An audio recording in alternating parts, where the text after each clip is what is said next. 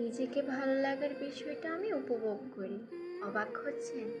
মনে হচ্ছে এ আবার কেমনতর কথা।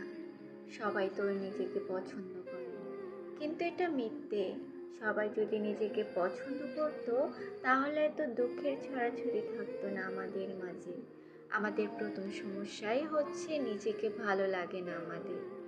নিজেই নিজেকে বুঝি না, তাল মেলাতে পারি না, কত কি যে আরও। সব দ্বন্দ্ব ওই নিজের বিরুদ্ধেই চলে। তাই আলাদা করেই বলছি যে নিজেকে ভালো লাগার ব্যাপারটা আমি উপভোগ করি। আমি নিখুঁত না মোটে।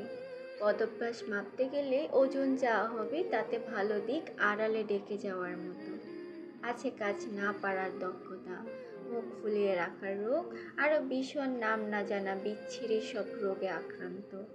চোখের নিচে কালি, চেহারার এখানে ওখানে ছোপ, শুষ্ক ঠোঁট জোড়া নিয়েও আয়নার দিকে তাকিয়ে নিজেকে দেখে তৃপ্তি পাই। সবচেয়ে বড় তৃপ্তি কোথায় জানেন? আমি নিজেকে চিনি।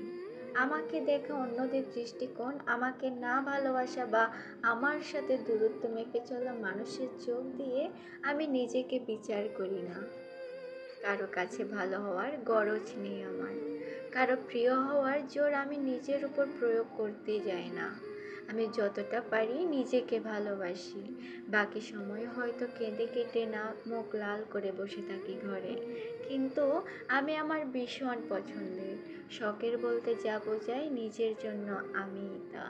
আমার ভালোবাসার বিরাট একটা অংশ নিজের জন্যই খরচ করি আমি।